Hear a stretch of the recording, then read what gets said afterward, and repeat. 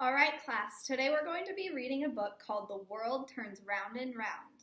But before we start reading, we're going to talk about making connections. There are 3 different ways you can make connections. You can make connections text to text, you can make connections text to self, or you can make connections text to world. What do you guys think text to text connections might be? You're right, text to text connections can remind you of something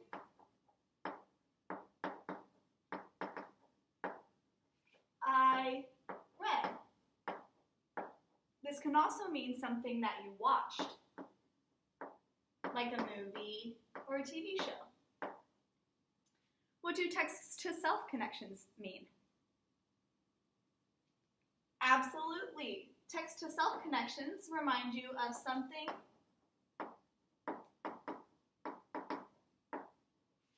I did. And what do you guys think text to world connections might be? You're right. They remind you of something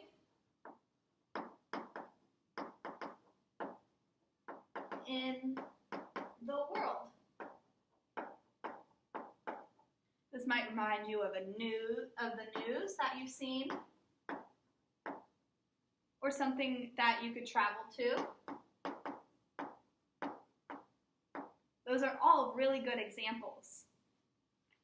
Now that we've reviewed over what connections might be, we're going to make connections while reading this book, and we're going to make connections all throughout this reading. Okay, class, let's read the cover together so that we get a better understanding of what this book might be about. The world turns round and round. Good job, class. Who's the author of this book? Nikki Weiss. Good job. Do you guys know where the cover might be? You're right, it's right here. What about the spine of the book? You're right, it's right here. Good job, class. Now let's start reading. In this book, we're going to travel to different parts of the world, so I have a map up on the screen so that we can see where we're going. Let's begin. The world turns round and round.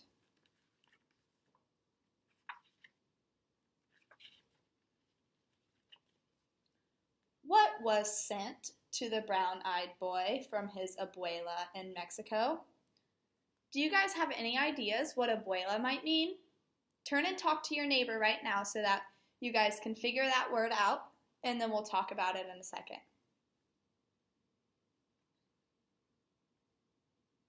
All right, are you guys ready? What do you guys think abuela might mean? Maybe his mom? Maybe his aunt?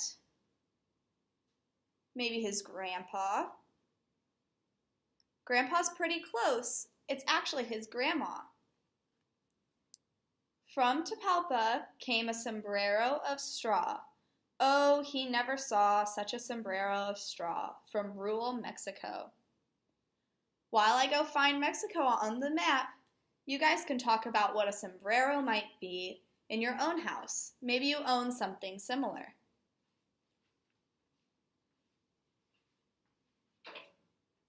All right, class, what do you think a sombrero might be at home? Maybe a cowboy hat or a baseball cap? Those are all really good ideas. We just went to Mexico. That's right here on the map. It's right underneath the United States.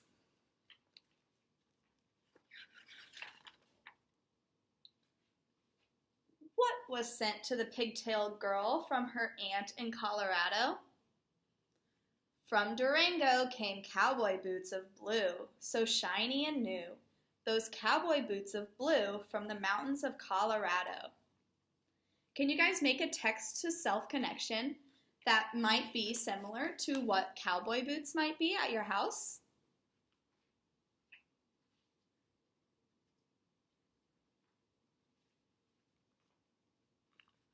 Oh, do you have some cowboy boots at your house?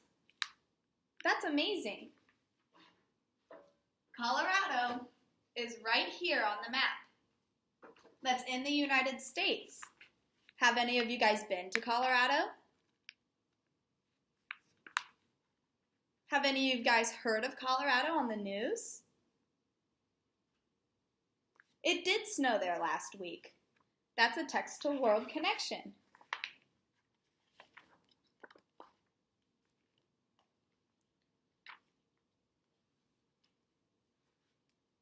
What was sent to the boy with curls from his Manjoba in Kenya? From Nairobi came a dashiki so grand, he was proud to stand in that dashiki so grand from Kenya on the African plain. Have you ever read about Africa in a book or seen Africa in a movie? That's a great movie. What do you guys think a dashiki might be? Turn and talk about it with your neighbor.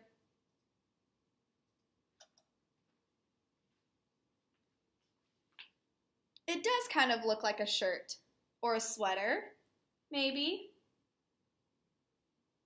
Do you guys know what kind of animals are in Kenya? Have you ever seen a zebra? Maybe at the zoo? That's great. Kenya is right here on the map in Africa.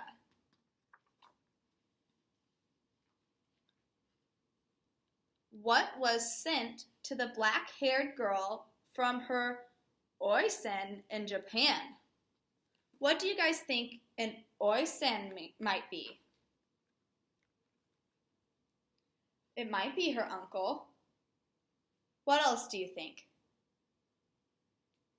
You're right, it is her grandfather. From Kyoto came a kimono of green. How she felt like a queen in that kimono of green. From Japan, far over the sea. Have you guys ever watched a movie about Japan or read about Japan? Have you ever seen a girl from Japan or met a person from Japan? Do you guys know what a kimono might be? Raise your hand if you know what a kimono might be. That's right, it is a dress that's specially worn by females in Japan. I think some males also wear this kimono. Let's find Japan on the map. Japan is in Asia, and it's in this country that is also an island.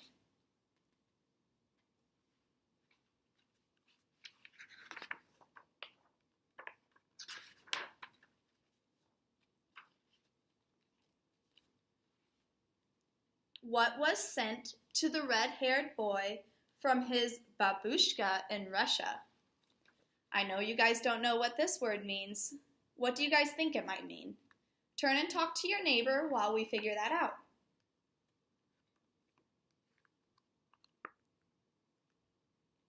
It could be his cousin. What else? Maybe his aunt. Maybe his uncle. It is his grandmother. Babushka means grandmother in Russian. From Moscow, which is a big city in Russia, came a shapka, a hat. How it pleased him, that little furry hat from the far-off Russian land.